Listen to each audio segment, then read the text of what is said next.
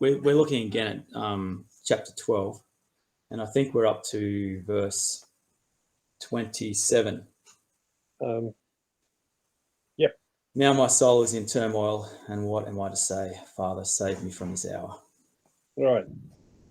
Okay.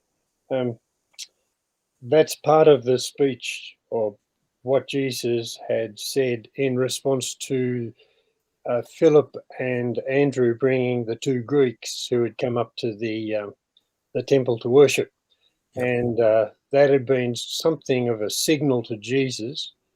I wonder if it was, when you hear bad news and the inside, you sort of, something jumps on the inside, because he said, the hour has come for the Son of Man to be glorified.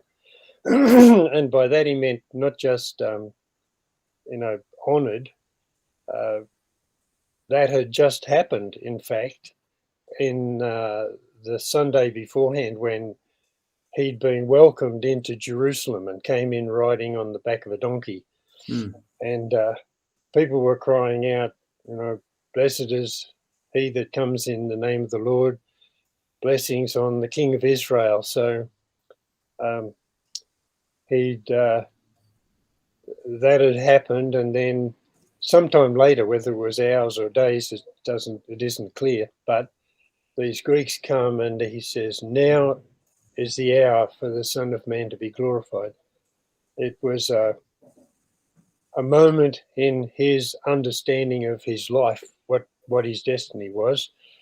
And he speaks on then about the analogy of the corn of wheat needing to fall into the ground and die. Yep.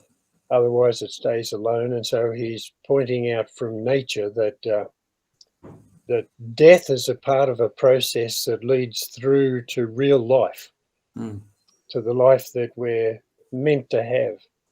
And he made that very clear to the disciples, that if you love your life in this world, you're lost already. But if you're prepared to, he used hate, to hate your life in this world, meaning that if you make it life here and now without reference to God, your main purpose, your hope, everything depending upon that, and you're not prepared to sacrifice for anything higher than your own self-interest, you're dead. You're dead to reality. You're dead to what we're really like, what we're meant to be as creatures from God made in his image. So all that's in the past. And as he explains that the same process as the corn of wheat goes through, and as the disciples have to go through, and he himself has to go through, it seems like here now when he says, now my soul is in turmoil, that it's kind of, it hits him that this is a reality that is going to really happen, that he was facing this moment of suffering beyond imagination for us, I suppose. Yeah, I think I appreciate in that there's a humility and I suppose for Jesus to give us some insight into his struggles in it all. Yeah, I've sort of seen that picture of the Greek hero being like someone who is stoic and almost beyond all the troubles of the world. But right there into that, Jesus has this humility to give us insight into his own trouble and in his own struggles of his soul. And yeah, I find a lot of hope in that he's willing to be vulnerable in that kind of way. And not just be like the Son of God who has all the power in the world to deal with all the problems that come along, but then here he is actually realizing what it's going to cost and realizing the struggle and the battle in it all. And being willing to give people insight into that. And it's true, it is the glory of God is through the cross and what Jesus is doing on the cross. And that is God's glory at hand, that the amazing humility and power of God to, out of the worst possible situation you can imagine, he can bring the best possible good, new life to all those people. Yeah. And it's something that we see it in one of the Gospels as well, when Jesus is about to be arrested and he sweats blood and admits to his disciples how much he's struggling. Yeah. And then into that, a voice comes from heaven. I've glorified it and I will glorify it again. Yeah. Yeah, that's in response, after he says, now my soul's in turmoil and what am I to say? He says, Father, save me from this hour. And that sounds a little bit like in the Garden of Gethsemane that John doesn't mention, the other gospel writers do, where he prayed that this cup might pass from me. But not my will, but yours. But not my will, but yours be done. And but it almost reads here, well, it reads to me anyway, now my soul is in turmoil, and what am I to say? Father, save me from this hour. No, it was for this that I came to this hour. So he really knew that he had to go through the suffering. He'd been trying to tell his disciples that, all through their ministry, but they either couldn't get what he meant, just didn't understand, or they just didn't want to believe it. Yeah. He was the Messiah that had been acclaimed by the crowd just a day before when he came into Jerusalem on a donkey, calling him the Messiah, the King of Israel. And it just appears to me that we go through those same kind of experiences where something terrible happens and everything has to change, and you almost invariably, we as believers turn to God and say, what's going on? Save me, get me out of this. And yeah, and Jesus felt the same way, but what he prayed instead was, Father, glorify your name. Yeah. And it just appeared to me that that's the kind of attitude I want to have too. When calamity hits and you're in a turmoil and you don't know which way to turn, the right way to turn is like Jesus did. Father, glorify your name. Whatever happens, out of this, let it turn around so that you get the praise, the glory that you deserve. Yeah. I like that as a model that Jesus has given us right there on the just before his crucifixion. But I think part of that model as well is that he's giving us permission to admit the struggle of it. Yeah. Because he is admitting the struggle of it. It's not like, I feel like there's a temptation, people who have a faith, they go through a struggle and it's like they've got to force themselves to get to the end of it where they say, not your will, but not my will, but yours be done. And that's it. But they don't go through the grieving and Jesus is actually right here willing to admit that there's turmoil. My soul is in turmoil. Yeah. And I think for us to be able to go through that process and go through the struggles that come along and admit them and be open about them, and then get to the point where we can say, this is your glory, Father, not my will, but yours be done. I wonder if that was the first time Jesus ever experienced a turmoil of soul. Certainly first time. Well, you just don't know, do you? But surely he would have experienced turmoil at other times where, imagine he must have come across situations where there was injustice and I don't know, like even where one of his teachers, maybe at synagogue school, misinterprets something that he does and gets angry with him. And it's not his fault. Well, There's it's still be a turmoil in that, though, wouldn't there? You know, it's quite likely that that Joseph died. He's not mentioned along with Mary and the brothers yeah.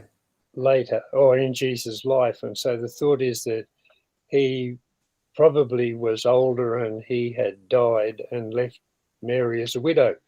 And Jesus, being the eldest son and apprenticed to the father as a carpenter, that would have been turmoil. He must have grieved. Yeah. Yeah. And So surely that would have been a moment where he would have turned to his father in heaven and yeah, said, "What are you doing here? This is," it would have been painful yeah. to lose his earthly father. Surely. Otherwise, he's not human. Right. So he had had practice at this before, but this really was serious. It was showing that what he had taught about the grain of wheat dying was a very, very true reality that was looming over him right at that moment, or during those days in the week that he was there at the Passover feast. So, yeah, his suffering was real. I think probably this is how I get a feeling for how much that suffering was. Our salvation depends upon Jesus identifying with us as a human being, and then for each one of us individually, there's a process of substitution that he takes our place as responsible for the evil that we have done, the wickedness in each one of us. And it's by uh, substitution that he enters into each of our lives, and then by a process of identifying us with himself in his resurrection. That's what salvation is all about.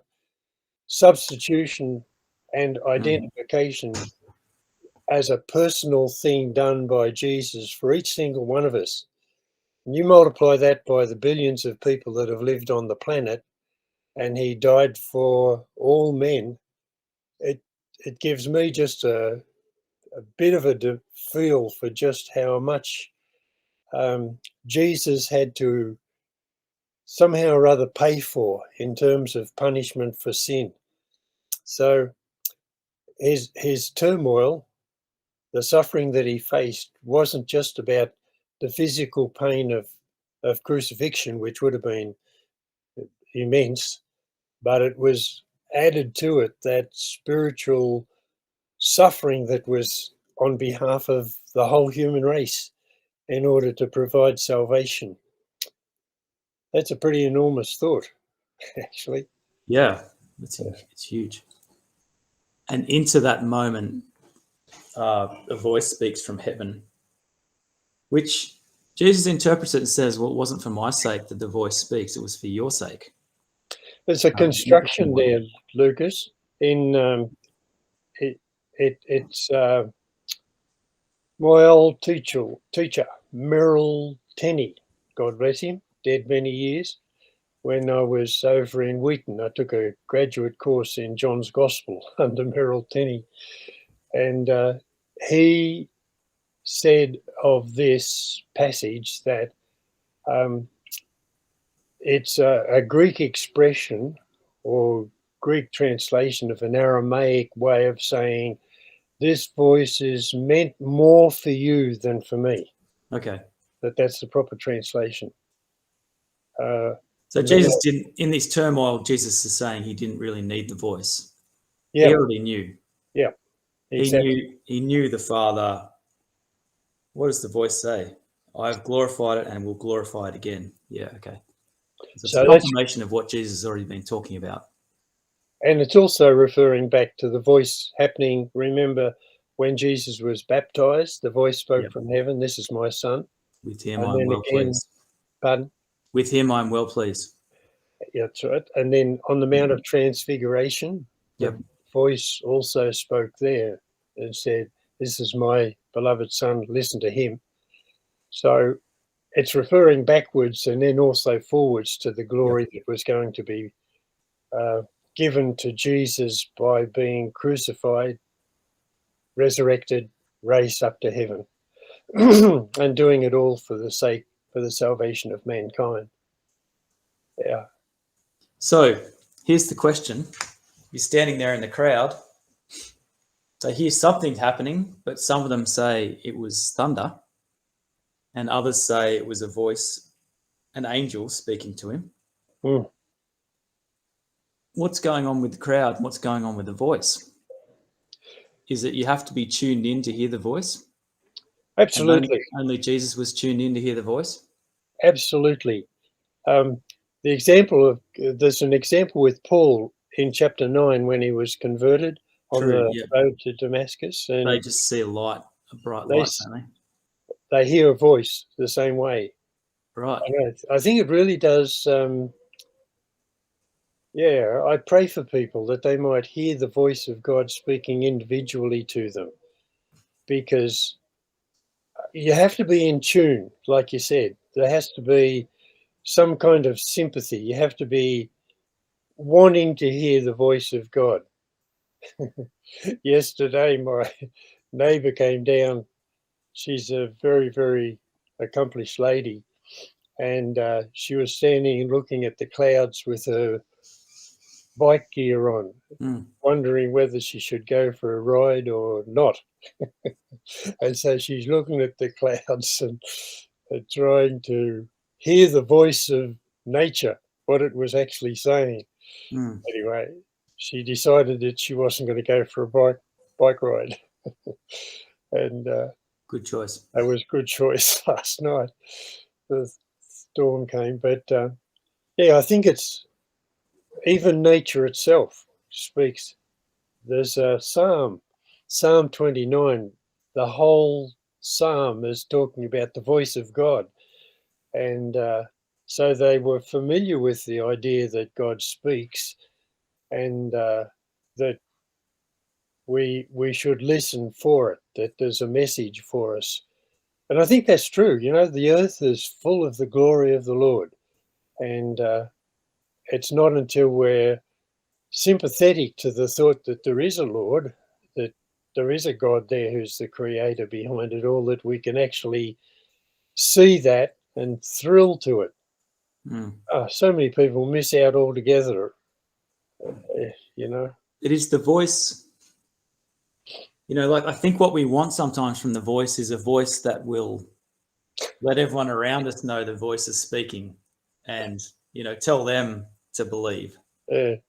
Whereas it seems like in our cases is learning to listen to that voice. It's a voice that affirms what he's doing in us. Yeah, yeah. Whereas in this situation with Jesus, the voice is for the sake of those around.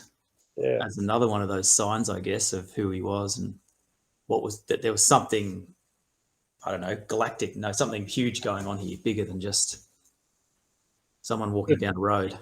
If it was for those around, then how come they only thought it was thunder? There was only some of them said an angel has spoken to him, and they didn't understand what the voice had actually said. None of them. Only Jesus, apparently, and John. Well, how did John know? Maybe he knew later. Maybe Jesus told them later. Yeah. But Jesus is the one who interpreted that. Jesus is the one that says, this voice is not for my sake, it's for your sake. Well, that's where what Tenny what Tenny said, right, is okay. probably relevant. It's more for your sake than for my sake, because it must have been significant for Jesus. Yeah. Must have been a confirmation from the Father, just like at his baptism. Yeah. And at the Mount of Transfiguration, that that he was on track to do what God wanted done. Yeah. So as someone who's lived a long time with the faith, has there been confirmation that you've sensed from the Father with what you've set to do with your life? There are times when it's been challenged, and I've had to take stock and think it all the way through. But I would say yes, definitely, all the time. There's that confirmation. When at the time the confirmation is there, as I look back, I sometimes think maybe I should have made a different choice or a different decision. Mm. And it's interesting, actually. Oh, yeah, this just happened yesterday. I was thinking about a choice that I made way back early, and two things came together. One was the circumstances of the choice, and the other one was I was traveling in a taxi in Mexico, and a bloke tried to hit me with a Shanghai, like shoot a rock at me, and it hit the side of the taxi. So if you could imagine traveling taxi, it was only a split second, or that rock could have killed me actually, because it would have come through the window and hit me on the head. And so out of the blue, I remembered that in association with this choice that I'd made.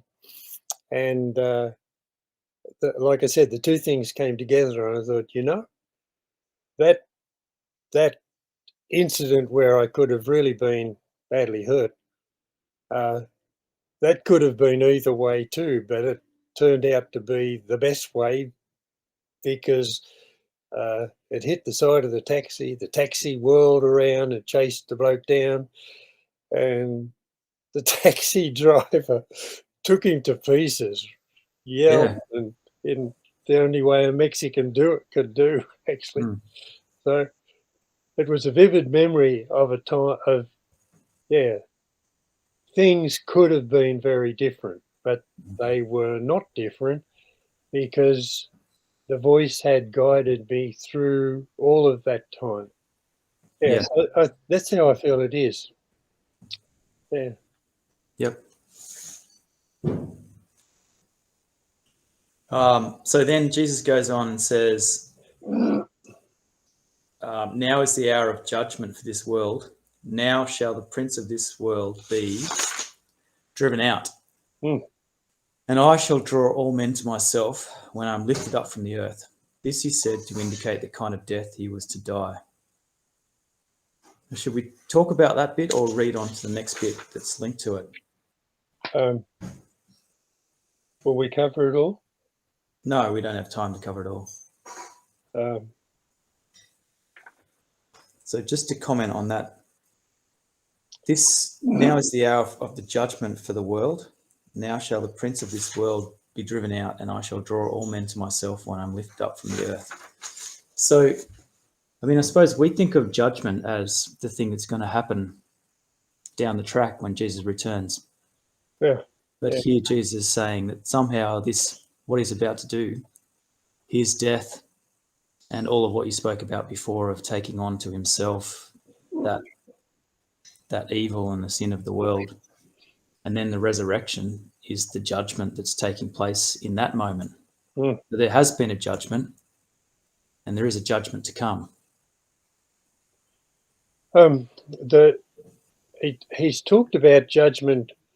Remember when he healed the blind man, and it seems like after he'd found the blind man and called him to express his faith in Jesus as the Son of Man, Jesus seemed to think to himself, how to go, it is for judgment that I have come into this world, into the world, to give sight, no, yeah, to give sight to the sightless and to make blind those who see. Mm. And the Pharisees that were in the crowd or among his followers said, do you mean that we are blind? And he said, Yep. if you were blind, you would not be guilty, but because you say we see, your guilt remains. Yeah. And I think there was also back a couple of times when Jesus kind of indicated that him being present and speaking was a time of judgment for his listeners anyway, and it wasn't so much that God actually no, just after for God so loved the world that he gave his only begotten Son, that whosoever believes in him should not die, but have eternal life. Uh, God sent, for God did not send his Son into the world to judge the world, but so that the world through him might have life. So judgment is present with Jesus, not as a direct intent from God, but yeah, remember there's an illustration that the sun doesn't rise every day in order to produce shadows.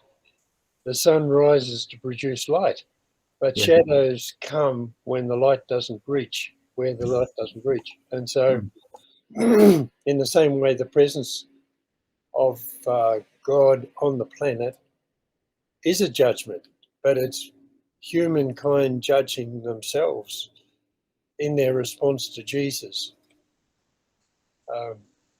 And then in this passage, he puts the whole judgment of the world alongside the driving out of the prince of this world.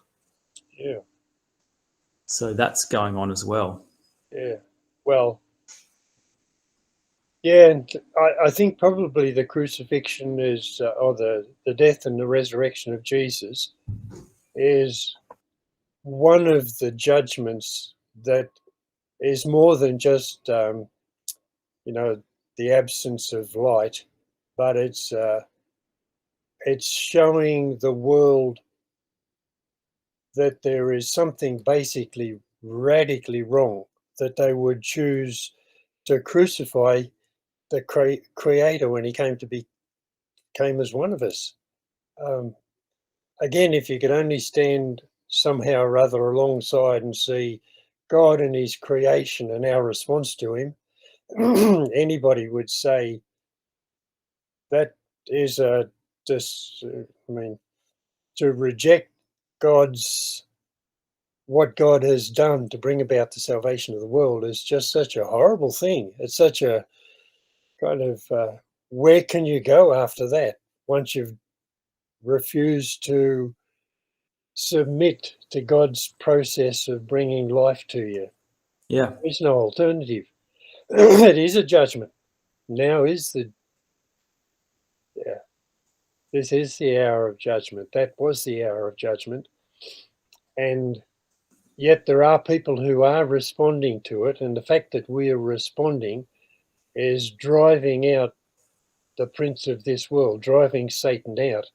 Yeah. Because the more people who believe and who trust and who are living on the side of God, is less space for Satan to be the ruler. We've Yeah. rejected him. But it says that he's driven out, but then it seems like the prince of this world still has an influence. Yeah, that's right. So in that moment of his death and his resurrection, there was a driving out of the prince of this world, but then it's not finalized. No, that's right. It won't be finalised until Jesus comes back. Even then, it's not finalised according to the book of Revelation that there will be another rebellion of the human race against God subsequent to the return of Jesus Christ, which is it's a hard thing to believe, but it shows that we as human beings have put ourselves in a very, very silly place. And we need, and that's obvious too, I suppose, because of the fact that it needed the incarnation and the death and resurrection of Jesus as, or God as a human being, in order for salvation to take place. It's a huge, unbelievable effort to bring salvation to us. So, yeah. Huh.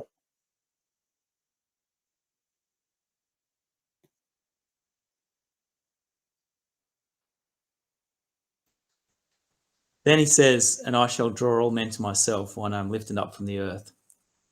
This he said to indicate the kind of death he was to die. Mm. It's worth remembering this section is still the section where the Greeks were probably present. Yes. And in some kind of way, he was addressing the Greeks as Yes. well as the rest of the crowd.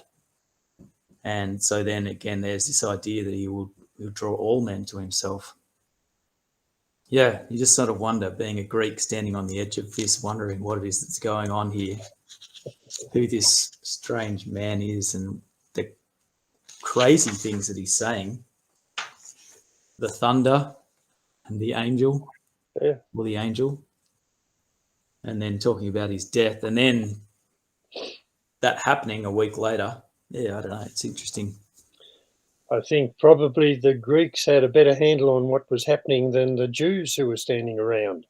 They were still puzzled about who he really was, whether he was the Messiah or not. And wondering why he didn't show the power that they thought he should show as the Messiah, that have made Israel to be the ruler of the world, so on. Whereas the Greeks were coming in with a fresh mind and would have taken what he said seriously. Yeah, they probably would have looked at it and said, okay, it's either true what he's saying, or it's not.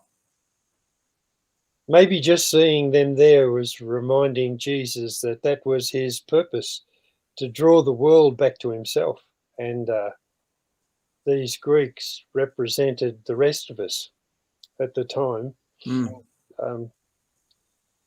Some people have a trouble with the fact that he says he draw all men to himself, because obviously there are a lot of people who don't get drawn to Jesus. Well, they don't come to Jesus. That mean they're not being drawn, though?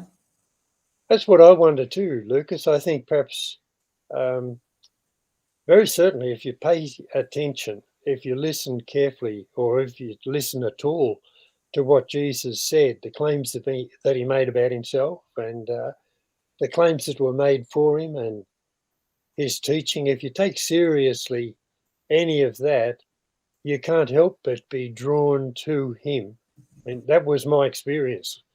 I certainly wasn't religious, and I certainly wasn't really wanting to find out that I was wrong.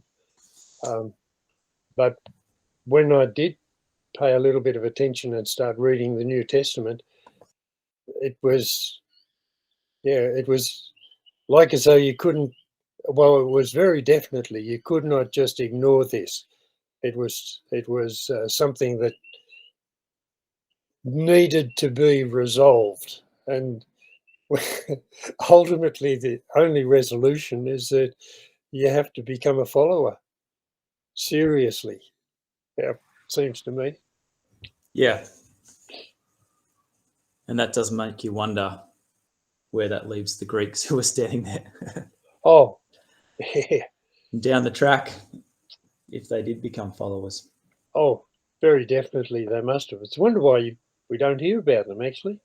Yeah, they never get identified. Yeah.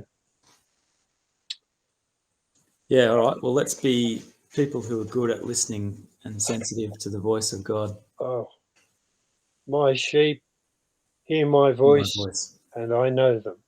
Yep. And they follow me, and I give them eternal life, and they shall never perish. Yep. Good news. Yep.